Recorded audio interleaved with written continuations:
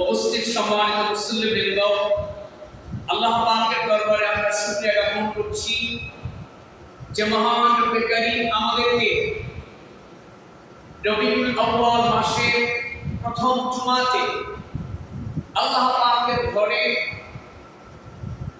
আসার এবং বসবার, কোরআন এবং সুন্নাহ থেকে কথাগুলো শুনবার এবং বলবার তৌফিক যে মহান রব আমাদেরকে করে দিলেন, সে মহান মালিক আল্লাহ পাকের দরবারে আমরা সবাই জবান খুলে পড়ে নিচ্ছি কালেমা শুকরিয়া আলহামদুলিল্লাহ।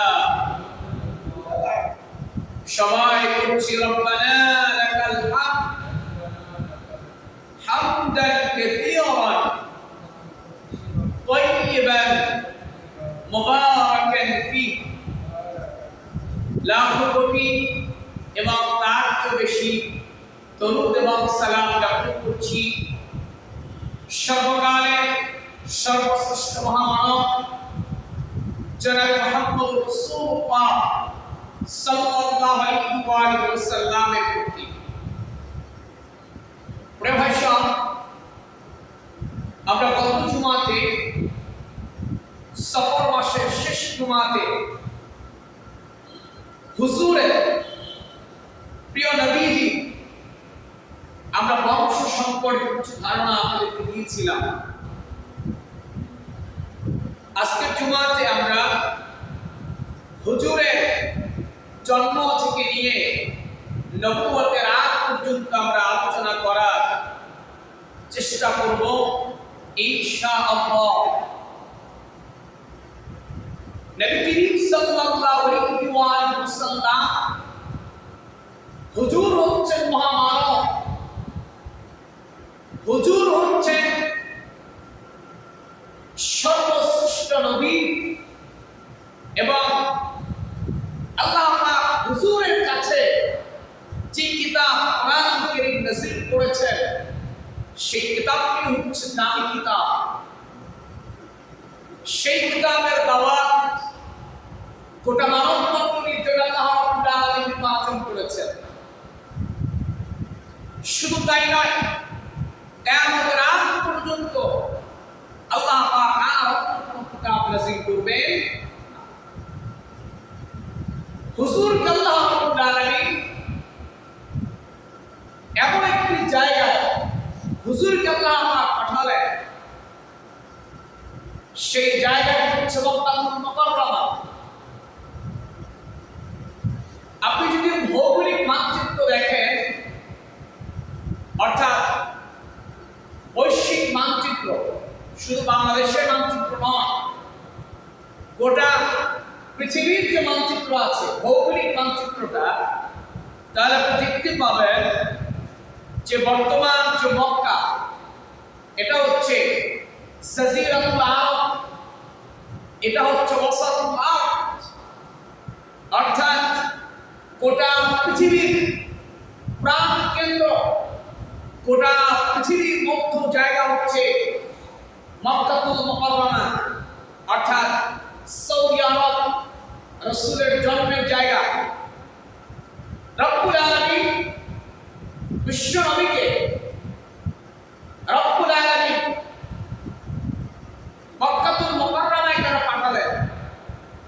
কারণটা যেহেতু হুজুর হচ্ছে, খুব খেয়াল দিয়ে কথাগুলো শুনবেন, যেহেতু হুজুর হচ্ছেন গোটা আলমের জন্য নবী, গোটা পৃথিবীর নবী, রাসূল এই জগতের নবী, আল্লাহ পাকের যতটা জগৎ আছে সবটা জগতের জন্য হুজুর হচ্ছেন নবী। তো গোটা পৃথিবীর মানব মণ্ডলীর নবী হচ্ছেন আমার নবী। আর অন্য কোন পয়গম্বর যারা ছিলেন, কেউ ছিলেন বংশীয় নবী, কেউ ছিলেন গোত্রীয় নবী। তো হুজুর যেহেতু হচ্ছেন গোটা মানব মণ্ডলীর নবী, কি সৌদি আরব, মিশর, Canada, America, Australia, Brazil, Nigeria, Bangladesh, Bharat, Sri Lanka, আপনি যা বলেন সবটা জায়গার জন্য, গোটা মানব মণ্ডলীর জন্য হুজুর গভীর। এজন্য আল্লাহ পাক হুজুরকে এমন জায়গায় পাঠাবেন, এমন জায়গায় জন্মগ্রহণ করাবেন যেটা হচ্ছে গোটা পৃথিবীর একটা কেন্দ্রভূমি, গোটা পৃথিবীর জমিনের মা, অর্থাৎ গোটা পৃথিবীর জমিনের মধ্যস্থান। আল্লাহ পাক এই জন্য হুজুরকে ওই জায়গায় পাঠাবেন। সুবহানাল্লাহ।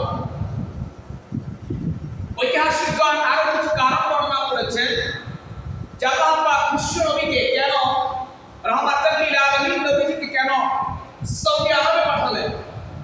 এর অন্যতম আরো একটি কারণ বর্ণনা করেছেন ইতিহাসবিদরা যে যেহেতু এই সৌদি আরব জায়গাটা ছিল মানব, অর্থাৎ এই জায়গাটায় এই ভূমিতে কোনো চাষাবাদ হতো না। সৌদি আরবের লোকেরা তারা ছিল বণিক, ব্যবসায়ী। তো ব্যবসায়ী লোকেরা তারা কি এলাকার মধ্যে বসে থাকে, দূর দূর জায়গায় গিয়ে তারা কি করে কেনাবেচা করত। আগে যারা ব্যবসা করত, যারা ব্যবসায়ী ছিলেন, তারা এক জায়গা থেকে আরেক জায়গায় মালামাল কেনাবেচা করতেন। তো সৌদি আরবের লোকেরা তারা হচ্ছে বণিক, অর্থাৎ ব্যবসায়ী। আল্লাহ রাব্বুল আলামিন হুজুরকে ওই জায়গায় পাঠালেন আরেকটা কারণ হলো যে রাসূলের দাওয়াতটা যখন মক্কায় ছড়িয়ে পড়বে তখন এই ব্যবসায়ীদের মাধ্যমে গোটা পৃথিবীর মধ্যে এই ব্যবসায়ীদের মাধ্যমেই দাওয়াতগুলো ছড়িয়ে পড়বে। সুবহানাল্লাহ। এজন্য আল্লাহ রাব্বুল আলামিন তার হাবিবকে ওয়াসাতুল আরব, অর্থাৎ আরব মানে জমিন, ভূমি, গোটা জমিনে মধ্যস্থান হচ্ছে সৌদি আরবের জায়গাটা। সুবহানাল্লাহ। তো হুজুর কোন দিনে জন্মগ্রহণ করলেন? ইবনে আব্বাস রাদিয়াল্লাহু তাআলা আনহু قال قال رسول الله صلى الله عليه وسلم ولدت يوما ولد النبي صلى الله عليه وسلم عام الفيل। নবীজি বলেন, হযরত ইবনে আব্বাস থেকে বর্ণনা, তিনি বলেন ولد النبي صلى الله عليه وسلم عام الفيل। নবীজি কোন বছরে জন্মগ্রহণ করেছেন? হস্তির বছরে। আমরা যে বছরটা নেই, তারপরে আমরা মাসটা জানবো, বারটা জানবো, তারিখটা পরে। তো সেই বছরটা ছিল আমুল ফিল, মানে হচ্ছে হাতির বছর। অর্থাৎ যেই বছরে আব্রাহা হাতি বাহিনী নিয়ে কাবা ধ্বংস করতে এসেছিল, সেই বছরই আল্লাহ নবী জন্মগ্রহণ করেছেন। সুবহানাল্লাহ। নবী করিম সাল্লাল্লাহু আলাইহি ওয়াসাল্লাম কোন দিনে জন্মগ্রহণ করেছেন? মুসলিম শরীফের বর্ণনা। عن أبي قتادة الأنصاري رضي الله عنه أن رسول الله صلى الله عليه وسلم سئل عن صوم يوم الاثنين। নবীজিকে প্রশ্ন করলেন, হযরত আবু কাতাদা আল আনসারী থেকে বর্ণনা, তিনি বলেন রাসূলুল্লাহ সাল্লাল্লাহু আলাইহি ওয়াসাল্লামকে সোমবারের দিনে রোজা সম্পর্কে প্রশ্ন করা হলো, জিজ্ঞেস করা হলো। তিনি বললেন, নবীজি বললেন, ক্বালা যাকা ইয়াউম উলিদতু ফীহি ওয়া ইয়াউম বুইসতু আও উতিলা আলাইয়া ফীহি। নবীজি সোমবারে জন্মগ্রহণ করেছেন, একেবারে সহিহ হাদিস। রাসূলকে প্রশ্ন করলেন বিশ্ব নবীকে যে আপনি কি সোমবারে রোজা রাখেন রাসূল? কারণ নবীজি বললেন, ক্বালা যাকা ইয়াউম উলিদতু, আমি এই দিনে জন্মগ্রহণ করেছি। সুবহানাল্লাহ। এবং এই দিনে আমি নবুয়ত প্রাপ্ত হয়েছি এবং আমার উপর কোরআন কারীম এই দিনে আল্লাহ রাব্বুল আলামিন নাযিল করেছেন। আল্লাহু আকবার। তাহলে আমরা ইবনে আব্বাসের বর্ণনা থেকে পেয়েছি রাসূলের জন্মের সাল হলো হাতির বছর, হস্তি সাল। আর দিন হচ্ছে সোমবার দিন। কোন দিন? সোমবার দিন। আর মাস হচ্ছে রবিউল আউয়াল। এখন আসেন, আমরা মাস পেলাম, বছর পেলাম, দিন পেলাম, কিন্তু ওই দিনের তারিখটা কত ছিল? এই তারিখটি নিয়ে এটি আমার কোনো মত নয়, এই তারিখটি নিয়ে ওলামায়ে কেরামের মধ্যে কিছু মতামত, কিছু অর্থাৎ মতভেদ আছে। যেমন জমহুর আলেমগণের সিদ্ধান্ত হচ্ছে নবীজির জন্মের মাস হলো রবিউল আউয়াল। তারিখের ব্যাপারে অর্থাৎ কত তারিখ, এটা 12 তারিখ ছিল না 9 তারিখ ছিল না 8 তারিখ ছিল, এটা নিয়ে একটু মতভেদ আছে। কারণ আছে, যেমন আমাদের এখন বর্তমান যে ক্যালেন্ডার প্রযুক্তি, বর্তমানে ভিডিও হয়, অডিও হয়, কোনো তারিখ মিস হওয়ার সম্ভাবনা নেই। কিন্তু রাসূলের যখন যুগটা ছিল, ওই যুগটা কি এতটা আধুনিক ছিল বলেন? তো তারিখ একটু একটু হতে পারে, এটা কোনো বিষয় নয়, আর এটা আমারও কোনো মত নয়। অর্থাৎ কেউ বলেছেন 9 তারিখ, আবার একদল বলেছেন 12 তারিখ, আবার কেউ বলেছেন 20 অথবা রবিউল আউয়ালের 22। কিন্তু প্রসিদ্ধ মত দুটো, একটা হলো 12 রবিউল আউয়াল, আর একটা হলো 9 রবিউল আউয়াল। আমরা বলি যে এটা আল্লাহু আ'লাম, আল্লাহই ভালো জানেন তার রাসূলকে আল্লাহ রাব্বুল আলামিন কত তারিখে দুনিয়ায় পাঠিয়েছেন। তবে আমরা বিশেষ করে বাংলাদেশ এবং ভারতে আমরা 12 তারিখকে আমরা প্রাধান্য বেশি দিই, আমরা 12 তারিখকে বেশি প্রাধান্য দেই। তা আমরা 12 তারিখে ধরে নিলাম, কিন্তু অন্যরা যে তারিখগুলো বলেছে এ নিয়ে আবার গল্প করাও যাবে না, যেটা আমরা সবটাই জানতে হবে। কিন্তু আমরা বিশেষ করে রাসূলের জীবনীর যে মাহফিল, মিলাদুন নবী সাল্লাল্লাহু আলাইহি ওয়াসাল্লাম, আবার কেউ করে সিরাতুন নবী সাল্লাল্লাহু আলাইহি ওয়াসাল্লাম, আমরা বলি দ্বন্দ্বের দরকার নাই, মিলাদও যা সিরাতও তা। অর্থাৎ আমরা বিশেষ করে বাংলাদেশে 12 রবিউল আউয়ালকে প্রাধান্য দিয়ে আমরা রাসূলের জীবনের উপরে, রাসূলুল্লাহর আদর্শের উপরে আমরা আলোচনা মাহফিল করতে পারি, এবং বাসা বাড়িতেও আমরা রাসূলের থেকে বরকত হাসিলের নিয়তে আমরা বাসা বাড়িতেও রাসূলের সালামের ব্যবস্থা, রাসূলুল্লাহকে সালাম দেওয়ার ব্যবস্থা, এটা আমরা করলে এখান থেকে আমরা বরকত হাসিলের আশা রাখতে পারি। আল্লাহ পাক যদি দেয়। সম্মানিত মুসলিমবৃন্দ, তাহলে আমরা পেলাম রাসূলের জন্মের সাল। মোট কথা কি বললাম? জন্মের সাল হচ্ছে আমুল ফিল, হাতির বছর, আর জন্মের মাস হচ্ছে রবিউল আউয়াল, আর দিন হচ্ছে সোমবার দিন, তারিখ হচ্ছে 12 তারিখ, কেউ বলেছেন 9 তারিখ, কেউ বলেছেন 12 তারিখ। আমরা 12 তারিখই ধরে নিলাম প্রসিদ্ধ তারিখ হিসেবে। এবার আসুন, নবী করিম সাল্লাল্লাহু আলাইহি ওয়াসাল্লাম যখন তার মায়ের গর্ভে ছিলেন আল্লাহর নবী, তখন কিছু অলৌকিক ঘটনা ঘটে গিয়েছিল। নবী করিম সাল্লাল্লাহু আলাইহি ওয়াসাল্লাম মা আমিনার গর্ভে যখন অবস্থান করতেছিলেন, আল্লাহ রাব্বুল আলামিন এই দুনিয়ার মানুষদেরকে আল্লাহ পাক মেসেজ দেওয়ার জন্য আল্লাহ রাব্বুল আলামিনের হাবিব দুনিয়া আসছেন, রহমাতাল লিল দুনিয়া গমন করবেন। এজন্য আল্লাহ রাব্বুল আলামিন কিছু অলৌকিক ঘটনা আল্লাহ রাব্বুল আলামিন ঘটিয়েছেন। এর মধ্যে একটা হলো, অর্থাৎ আব্রাহা যে হাতি বাহিনী নিয়ে এসেছিল, আল্লাহ রাব্বুল আলামিন আব্রাহা হাতি বাহিনীকে পরাজিত করে দিলেন। আল্লাহ রাব্বুল আলামিন ঝাঁকে ঝাঁকে আল্লাহ পাক পাখি পাঠিয়ে দিলেন।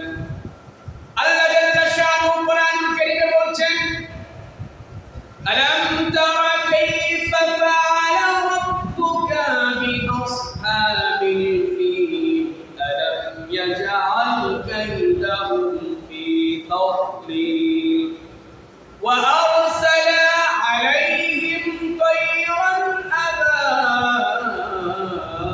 আবাবিল তারমীহিম বিহিজারাতিন মিন সিজ্জিল ফাজআলাহুম কাসফিন মা'কুল। এই যে আব্রাহাকে হাতি বাহিনী নিয়ে আল্লাহ রাব্বুল আলামিনের কাবা ধ্বংস করতে আসছিল, এটা হয়েছিল আল্লাহর নবীর জন্মের 40 অথবা 50 দিন জন্মের পূর্বে নবীজি জন্মগ্রহণ করবেন এর 40 দিন অথবা 50 দিন আগে এই ঘটনা ঘটলো। আল্লাহ রাব্বুল আলামিন আব্রাহা বাহিনীকে আল্লাহ পাক ধুলোয় মিশিয়ে দিলেন। আল্লাহ রাব্বুল আলামিন বলছেন, ও নবীজি আমার, আপনি কি দেখেন নাই ওই সময় আল্লাহ নবী দুনিয়া আসলো নাই, কিন্তু আল্লাহ পাক বলছেন, ও নবী আপনি কি দেখেন নাই, আলাম তারা কাইফা ক্বালা রাব্বুকা বিআসহাবিল ফিল, আপনার রব আপনার আল্লাহ হাতিওয়ালাদের সামনে কেমন ব্যবহার করলেন। অর্থাৎ এই ঘটনাটা নবীজি জন্মের পরেও মানুষের মুখে এতটা মুখে মুখে ছিল, অর্থাৎ মনে যেন দেখার মতোই প্রচলন ছিল।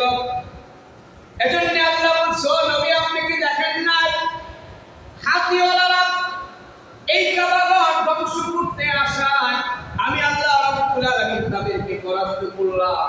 অর্থাৎ আল্লাহ পাক মেসেজ দিয়েছে আমার হাবিব 30 বা 40 50 দিন পরে আসছে, সাবধান, শিরক সব নিভে যাবে, বাতিল পন্থীরা সব পুরো হয়ে যাবে। আল্লাহ রাব্বুল আলামিন হাতিওয়ালা বাহিনীদেরকে পরাজিত করে আল্লাহ এটাই প্রমাণ দিয়েছেন দুনিয়ায় সব শিরক বন্ধ করে তাওহীদের বাতি পপ করে চলে উঠবে। নবী করিম সাল্লাল্লাহু আলাইহি ওয়া আলিহি ওয়াসাল্লাম আল্লাহর নবী যখন জন্মগ্রহণ করলেন, রাসূল করিম সাল্লাল্লাহু আলাইহি ওয়াসাল্লাম যেই রাতে জন্মগ্রহণ করলেন ওই রাতে আল্লাহ রাব্বুল আলামিন কিছু অলৌকিক ঘটনা আল্লাহ ঘটায় দিলেন। এক নাম্বার হলো সিরিয়ার কিসরা রাজপ্রাসাদটা প্রকম্পিত হয়ে উঠল এবং তার রাজপ্রাসাদে 14টা গম্বুজ ভেঙে চুরমার হয়ে গেল। রশ্মির সেই বিশাল অগ্নিকুণ্ড নিভে গেল। অর্থাৎ তারা বছরকে বছর ধরে যে অগ্নিকুণ্ড জ্বালায় তারা পূজা করত, আল্লাহ রাব্বুল আলামিন মেসেজ দিলেন, আল্লাহ পাক সাবধান করলেন যে সব পূজা বন্ধ করে একমাত্র আল্লাহর ইবাদত হবে, আর আল্লাহর দিকে যিনি ডাকবেন তিনি আজ দুনিয়ায় এসে পড়েছে।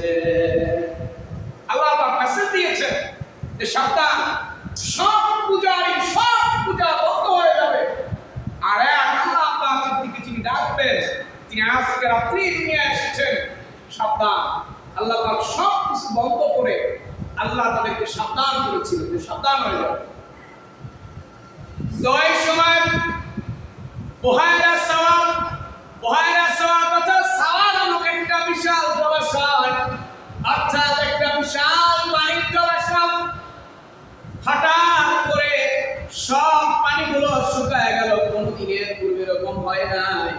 এরপরে মুবিজার নামক একজন সিরিয়ার ধর্মযাজক তিনি স্বপ্নে দেখলেন যে কতগুলো উট কতগুলো ঘোড়াকে দৌড়ে নিয়ে যাচ্ছে, তারা খেয়ে ঘোড়াগুলো দশলা নদী অতিক্রম করে তাদের জনপদ সময়ে ছড়িয়ে পড়ছে। একই সাথে একই রাত উপরোক্ত 5টা ঘটনা ঘটলো। অর্থাৎ ফলে কিসরার সম্রাট বিকট সম্রাট হয়ে উঠলেন, ধৈর্য ধারণ করলেন। ধৈর্য ধারণ করার চেষ্টা করেও তিনি ধৈর্য ধারণ করতে পারলেন না। তিনি এবার মন্ত্রী পরিষদদেরকে ডাকলেন। কিসরার তিনি সম্রাট ছিলেন, তিনি ভীত হয়ে তার মন্ত্রী পরিষদের লোকদেরকে তিনি ডাকলেন এবং সব কিছু খুলে বললেন যে এই ঘটনা আমি স্বপ্নে দেখেছি যে কতগুলো উট কতগুলো ঘোড়াকে দৌড়ে নিয়ে যাচ্ছে, এর কারণ কি? ইন্টিমেট টাইমে এর মধ্যেই তার কাছে আরেকটা চিঠি আসলো যে কিসরা রাজপ্রাসাদ প্রকম্পিত হয়েছে এবং বিশাল অগ্নিকুণ্ড নিভে গেছে। এই সমস্ত খবর শুনে তারা হতভম্ব হয়ে গেলেন। অর্থাৎ আল্লাহ পাক মেসেজ দিলেন যে শিরক বন্ধ হয়ে যাবে এবং তাওহীদের বাণী আল্লাহ পাক রব্বুল আলামিন উঁচু করবেন। কিছু অলৌকিক ঘটনা আল্লাহ ঘটিয়েছেন, কাফেরদেরকে সাবধান করেছেন। অলৌকিক ঘটনা দুই ধরনের। আমরা রাসূলের জীবনী শুনি, কিন্তু আসলে শোনার মতো করে আমাদেরকে শুনতে হবে। এরকম আমরা শুনবো না যে রবিউল আউয়াল মাস এসেছে, ইমাম খতিব সাহেবদের আলোচনা করা দরকার, তারা আলোচনা করবেন আমরা শুনবো, এরকম না। একেবারে সুন্দর করে আপনাকে শুনতে থেকে আপনার জীবনের সাথে যে শিক্ষণীয় বিষয়গুলো আছে সেগুলো আমাদেরকে গ্রহণ করতে হবে। অলৌকিক ঘটনা দুই ধরনের, একটা হচ্ছে বাতিল পন্থীদেরকে, শিরক পন্থীদেরকে আল্লাহ পাক ভয় দিয়েছে। এই যে কিসরার প্রাসাদ প্রকম্পিত হলো, আগুন নিভে গেল, কতগুলো উট ঘোড়াকে দৌড়ে নিয়ে যাচ্ছে, এগুলো তো ভয়ের জন্য। আর নবীজির মাকে আল্লাহ পাক কিছু অলৌকিক ঘটনা দেখিয়েছেন, সেগুলো ভয়ের না, সেগুলো ছিল সুসংবাদ। নবী করিম সাল্লাল্লাহু আলাইহি ওয়াসাল্লাম যখন তার মায়ের গর্ভে আল্লাহ রাব্বুল আলামিন তার মাকে আল্লাহ পাক রব্বুল আলামিন কিছু সংবাদ দিলেন। জিবরিল প্রায় তার মাকে ডেকে ডেকে বলে যায়, আমিনা তোমার গর্ভে যে সন্তান আছে আমিনা, এই সন্তান কোনো সাধারণ সন্তান না। ও আমিনা, এই সন্তান যখন তুমি আগমন করবে তুমি তার নাম রাখবা আহমদ। নবী করিম সাল্লাল্লাহু আলাইহি ওয়াসাল্লামের মা বলেন, আমি আমার মুহাম্মদকে যখন গর্ভে ধারণ করলাম, দুনিয়ার অন্য মহিলারা যেমন করে তারা এই দুনিয়ার মধ্যে সন্তান ধারণ করার পরে তাদের চলতে ফিরতে কষ্ট হয়, অবয়বটা দেখে বোঝা যায় এই মহিলা সন্তান ধারণ করেছেন, তার সন্তান হবে, তার শরীরে একটা স্ট্রাকচার দিয়ে বোঝা যায়। কিন্তু নবীজির মা বলেন, আল্লাহ রাব্বুল আলামিন এই রকম কোন অবয়ব আল্লাহ আমারে দেন নাই যে দুনিয়ার কোন মানুষ ধারণা করবে আমেনার সন্তান দুনিয়া আগমন করবে, মানুষেরা মহিলারা চুপি চুপি আলোচনা করবে। আল্লাহ পাক এরকম কোন আমার অবয়ব আল্লাহ তৈরি করেন নাই। এমনকি আমার ভাইরা, মক্কাতে একটা প্রচলন ছিল, যাদের স্বামী দুনিয়া থেকে চলে যায় তারা কোনো পারফিউম ব্যবহার করতে পারত না, সুগন্ধি ব্যবহার করতে পারত না। তো নবীজির মা আমেনা রাস্তা দিয়ে হেঁটে গেলে সুগন্ধি ছড়া পড়ে, এটা এলাকার লোকেরা কানাকানি করতেছে যে আব্দুল্লাহ দুনিয়া থেকে চলে গেল, আমিনা এখনো তিনি পারফিউম ব্যবহার করেন, সুগন্ধি ব্যবহার করেন। এইটা আব্দুল মুত্তালিবের কাছে বিচারটা দেওয়া দরকার। নবী করিম সাল্লাল্লাহু আলাইহি ওয়াসাল্লামের দাদা আব্দুল মুত্তালিবের কাছে এলাকার লোকেরা বললেন, আপনার সন্তান আব্দুল্লাহ দুনিয়া থেকে চলে গেল, আপনার পুত্রবধূ এখনো সুগন্ধি ব্যবহার করে, যেটা মক্কার মধ্যে নিয়ম নাই, আরবের মধ্যে নিয়ম নাই। আপনি আপনার পুত্রবধূকে একটু বারণ করে দিবেন। তিনি সরাসরি বলতে পারেন না, শ্বশুর হয়ে পুত্রবধূকে সরাসরি বলা যায় না। তিনি এবার তার স্ত্রীর মাধ্যমে বলালেন, তুমি একটু তোমার পুত্রবধূকে বুঝাও। তিনি এবার বললেন, মা রে, আব্দুল্লাহ দুনিয়ায় নাই, তুমি এরকম সুগন্ধি দিয়া তুমি চলাফেরা করিও না। এবার বললেন, শাশুড়ি আম্মা, এই সুগন্ধি আমি কোন সুগন্ধি ব্যবহার করি না, এই সুগন্ধি হলো আমার পেটের মধ্যে আল্লাহ রাব্বুল আলামিন যাকে পাঠাইছেন, আল্লাহ রাব্বুল আলামিন সেই সুগন্ধি আল্লাহ দুনিয়ায় ছড়ায় দিয়েছেন। এবার আমিনা বললেন, আমি যে গোসলখানার মধ্যে গোসল করি সেইটা পর্যন্ত সুগন্ধি হয়ে যায়। তিনি বললেন, শাশুড়ি আম্মা, এইটা আমার কোনো ব্যবহার করা সুগন্ধি না, এইটা আল্লাহর তরফ থেকে দেওয়া একটা সুগন্ধি। ভাইরা আমার, বন্ধুরা আমার, নবী করিম সাল্লাল্লাহু আলাইহি ওয়াসাল্লাম জন্মগ্রহণ করবেন, আল্লাহ রাব্বুল আলামিন জান্নাত থেকে আল্লাহ পাক মেয়ে লোকদের আল্লাহ পাঠায় দিলেন, আসিয়া, মারিয়াম, হাওয়া সহ আল্লাহ পাক জান্নাত থেকে একদল হুর গিলমান পাঠায় দিলেন। এবং এই দুনিয়ার মধ্যে কিছু মহিলারা ছিল, এর মধ্যে উল্লেখযোগ্য হলো নবী করিম সাল্লাল্লাহু আলাইহি ওয়াসাল্লামের ফুফু ছিলেন, আর ছিলেন উম্মে আয়মান ছিলেন। আল্লাহর নবী যেদিন দুনিয়া আগমন করলেন, নবীজির মা বলে,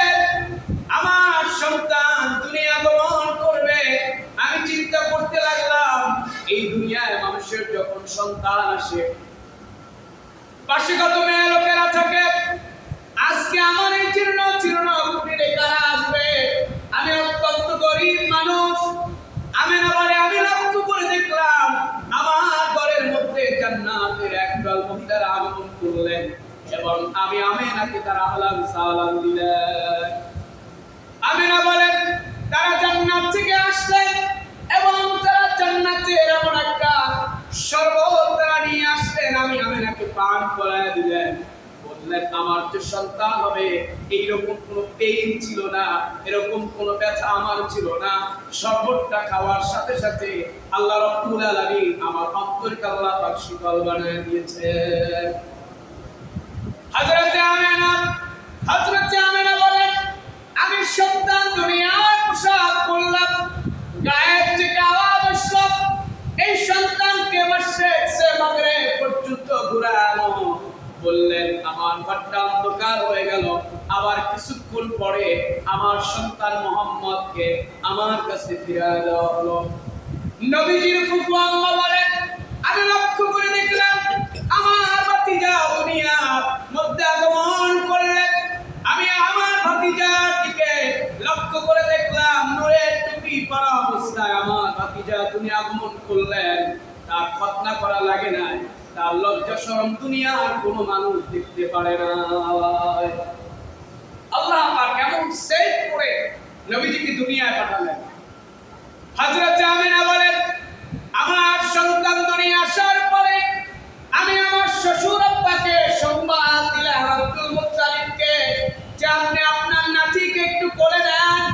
আব্দুল মুত্তালিব বলেন আমি আমার নাতির নিয়ে আমি কাবা ঘরের মধ্যে চলে গেলাম। কাবা ঘরের মধ্যে গিয়া আল্লাহ রাব্বুল আলামিনের কাছে আমি শুকরিয়া আদায় করলাম এবং আমি আমার নাতির নাম রেখে দিলাম মুহাম্মদ। নবী করিম সাল্লাল্লাহু আলাইহি ওয়া আলিহি ওয়াসাল্লাম বলেন আমার নাম মুহাম্মদ, আমার নাম আহমদ, আমার নাম হাশিম। আল্লাহর নবী বলেন আমার নাম আকিব। নবীজির এক একটা নামের ব্যাখ্যা আল্লাহ পাক এক এক রকম করে দিয়েছেন। ও আমার ভাইরা, নবী করিম সাল্লাল্লাহু আলাইহি ওয়া আলিহি ওয়াসাল্লাম দুনিয়া আসার পরে মক্কা রীতি অনুযায়ী এই সন্তানকে দুগ্ধ পান করাবার জন্য মহিলা খোঁজা দরকার, মেয়ে লোক দরকার, অর্থাৎ ধাত্রী মা দরকার। আব্দুল মুত্তালিব বলেন মক্কার মধ্যে অনেক মেয়ে লোক আগমন করলেন, তারা তাদের বাহন নিয়া, কিন্তু আমার নাতিকে কেউ গ্রহণ করতে চায় না। গরিব বলে বাবা নাই, মা কি অর্থ দিবে, এজন্য কেউ গ্রহণ করতেছে না। সর্বশেষ হালিমাতুস সাদিয়া আমার নাতি মুহাম্মদ সাল্লাল্লাহু আলাইহি ওয়াসাল্লাম কে গ্রহণ করলেন। হালিমা বলেন আমি এই সন্তান গ্রহণ করার পরে আমি আমার গোত্রের মধ্যে যখন ফিরে গেলাম আমি লক্ষ্য করে দেখলাম আমি বরকতের ধারার মধ্যে আমি হাবুডুবু খাচ্ছি, কারণ আল্লাহ একটু কোরআনই বলছেন ওয়ামা আরসালনাকা ইল্লা রাহমাতাল লিল আলামিন। আমরা গত জুমাতে এ পর্যন্ত হালকা কাজ দিয়েছিলাম, একটু পিছন থেকে নিয়ে আসছি আপনাদের বোঝার সুবিধার্থে। সম্মানিত মুসল্লিবৃন্দ, নবী করিম সাল্লাল্লাহু আলাইহি ওয়াসাল্লাম যখন তার ধাত্রী মায়ের গর্ভে তখন বড় হতে লাগলেন, যখন 2 বছর পেরিয়ে গেল তখন নিয়ম ছিল যে 2 বছর থাকবেন হালিমার কাছে। 2 বছর যাওয়ার পরে হালিমাতুস সাদিয়া আল্লাহর নবীকে নিয়ে তার মায়ের কাছে আসলেন। আসার পরে বললেন আমিনা তোমার এই সন্তানকে আমার কাছে আর কিছুদিন থাকতে দাও। তোমার সন্তান মক্কার মধ্যে থাকলে ভাইরাস লাগতে পারে, রোগ হতে পারে, কারণ তার মূল উদ্দেশ্য যে মুহাম্মদ তার কাছে থাকলেন। আল্লাহর নবী হালিমার গোত্রের মধ্যে থাকলে হালিমার গোত্রের মধ্যে এবং হালিমার ঘরের মধ্যে বরকত এসে যায়। এই বরকত তিনি হাত ছাড়া করতে চান না। তো নবীজির মায়ের কাছে বলে আবার আল্লাহর নবীকে নিয়ে আসলেন। আসার কিছুদিন পরে আল্লাহর নবী তার দুই ভাইয়ের সাথে মাঠে খেলাধুলা করতে গেলেন। খেলাধুলা করতে যাওয়ার পরে আল্লাহর নবীকে ফেরেশতা জিবরিল একটু দূরে নিয়ে চলে গেলেন। আল্লাহর নবীকে দূরে নিয়ে তার শক্তি সদর করলেন। প্রথম সিনা চাক হলো। আল্লাহ রাব্বুল আলামিন কোরআনুল কারীম আল্লাহ বলছেন, আলাম নাশরাহ লাকা সাদরাক ওয়া ওয়াদানা আনকা উযরাক আল্লাযী আনকাযা যহরাক ওয়া রাফা'না লাকা যিকরাক। নবী করিম সাল্লাল্লাহু আলাইহি ওয়াসাল্লাম শক্তি সদর হলো। আল্লাহর নবীর বুকটা বরাবর ফেরেশতা জিবরিল ছিঁড়ে এরপরে নবীজির মধ্য থেকে রক্তগুলো বের করে এরপরে আবার নবীজির হাড়কে ঢুকায়া এবার জিবরিল সেলাই করে দিলেন। মুসলিমের বর্ণনা। হযরত আনাস বলেছেন, আমি একদিন নবীজির বুকটা বরাবর একদিন দেখতে পেলাম। আল্লাহর নবীর বুকটা সম্পূর্ণ একেবারে নাভি পর্যন্ত ছিঁড়া। নবীজির আমি প্রশ্ন করলাম, ও নবী ছিঁড়াটা কেন? নবীজি বললেন, আনাস, এটা হলো আল্লাহ রাব্বুল আলামিন আমার যে শক্তি সদর করেছেন, সিনা চাক করেছেন, অর্থাৎ ওপেন হার্ট সার্জারি করেছেন, সেটা হলো এই চিহ্নটা। এইবার নবীজির দুধ ভাই হালিমাতুস সাদিয়ার কাছে গিয়ে বললেন, মা রে, আমাদের এই মক্কার যে দুধ ভাই মুহাম্মদ সাল্লাল্লাহু আলাইহি ওয়াসাল্লাম আমরা দেখতে পেলাম মাঠের মধ্যে খেলাধুলা করতেছি, হঠাৎ করে মুহাম্মদকে একটা লোক ধরে নিয়ে, তিনি তো চিনতে পারেন নাই জিবরিল, তারে ধরে নিয়ে দূরে নিয়ে তার মুখটা চিরে ফেলল। আবার কিছুক্ষণ পরে দেখলাম আমাদের সেই মক্কার দুধ ভাই তিনি সুস্থ অবস্থা আমাদের কাছে ফিরে আসলেন। এইটা শোনার পরে হালিমা ভয় পেয়ে গেলেন যে আমিনার কাছে বলে নিয়ে আসলাম, আমিনা দিতে চায় নাই। 2 বছর ডেট শেষ হওয়ার পরে আবার আমি চেয়ে আনলাম, যদি সন্তানের একটু কোনো ক্ষতি হয়ে যায় তাহলে আমি আমিনার কাছে কি জবাব দেব। এবার তিনি আবার নবীজিকে তার মায়ের কাছে নিয়ে গেলেন। নবীজির মায়ের কাছে নিয়ে বললেন, আমিনা তোমার সন্তান, তুমি রেখে দাও। কারণ এই অবস্থা। হযরত আমিনা বলেন, ও হালিমা, তুমি ভয় পেও না, তুমি জানো না আমার মুহাম্মদের পরিচয় কি? তিনি বললেন, ও হালিমা, আমার এই মুহাম্মদ যখন আমার গর্ভে ছিল তখন ফেরেশতারা আমাকে এই সংবাদ দিয়েছে, আমিনা, তোমার এই সন্তান কোনোদিন চিনে ধরবে না, বুঝে ধরবে না। তিনি হালিমাকে বললেন, হালিমা, আমার সন্তান অত্যন্ত বরকতের সন্তান। এবার নবীজিকে তার মায়ের কাছে রেখে দেওয়া হলো।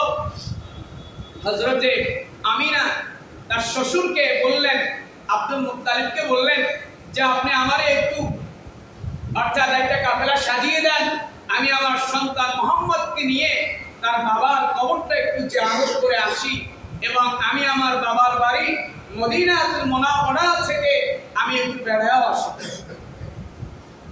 আমার ভাইরা, নবী করিম সাল্লাল্লাহু আলাইহি ওয়াসাল্লাম বয়স যখন 6 বছরের কোঠায় মা আমিনা উম্মে আয়মান দাসীকে নিয়ে কাফেলা নিয়ে মদিনাতুল মুনাওয়ারার দিকে রওনা করলেন। আল্লাহর নবীকে নিয়ে তিনি এবার তার মাতুলের দিকে রওনা করলেন, অর্থাৎ আমিনার মায়ের বাড়ির দিকে। আবার ওইটা ছিল নবীজির বাবার নানার বাড়ি এলাকা।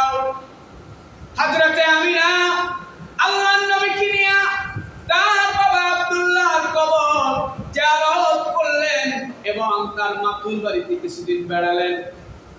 এরপরে তিনি তার সন্তানকে নিয়ে রওনা করলেন মক্কার দিকে। সন্তান নিয়ে মক্কায় চলে আসবেন। আন্টিমেন্ট টাইমে পথিমধ্যে আমিনা অসুস্থ হয়ে পড়লেন। অসুস্থ হওয়ার পরে আবার নবীস্থানে হযরতে আমিনা অসুস্থ হয়ে পড়লেন। অসুস্থ হয়ে পড়লে জ্বর আসলো। তিনি বুঝতে পারলেন আমি আর মুহাম্মদকে আগলা রাখতে পারবো না। তিনি এবার সন্তানকে ডাক দিয়া বললেন, বাবা মুহাম্মদ, আরে বাবা, আরে আমার বুকে আয়। তোর বাবা দুনিয়া থেকে চলে গিয়েছে, তুই যখন আমার গর্ভে ছিলি তোর বাবা এই মদিনায় খেজুরের ব্যবসার জন্য আসার কারণে খেজুরের ব্যবসা আসায় খেজুর কিনিয়া মক্কায় যাওয়ার পথে তার মাতুল বংশের ওই জায়গায় তোর বাবা ইন্তেকাল করলো। বাবা আয় আয়, আমি তোরে একটু শেষবারের মতো আদর করে আমি দুনিয়া মনে হয় থাকতে পারবো না। আয় রে বাবা, আয় রে আমার বুকে আয়। আল্লাহর নবীজিরে আদর করে হযরতে আমেনা এই দুনিয়া থেকে তিনিও বিদায় নিয়ে পর্দা করে পরলোক গমন করলেন, কবর জগতে চলে গেলেন। নবীজি আমার মায়ের কবর ধরে কান্না করতে করতে আল্লাহর নবী অত্যন্ত অসুস্থ অবস্থায় পড়ে গেলেন। ছোট্ট মানুষ, মাকে নিয়ে আসলেন বাবার কবর জিয়ারত করে, মাকে হারায় ফেললেন। এবার উম্মে আয়মান কাফেলা নিয়ে মক্কা রওনা করলেন। আব্দুল মুত্তালিব বারবার পাহাড়ের চূড়ায় উঠে তিনি মদিনার দিকে তাকাতেন যে ওই কাফেলাটা কোন দিন আসবে। হঠাৎ করে একদিন আব্দুল মুত্তালিব দেখতে পেলেন দূরে একটা কাফেলা দেখা যায় রে। আব্দুল মুত্তালিব লক্ষ্য করলেন ওই কাফেলায় মনে হয় আমার পুত্রবধূ না।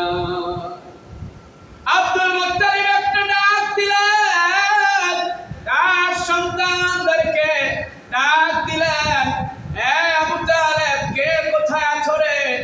আমার আমেনা মনে হয় আর ফিরে আসে না।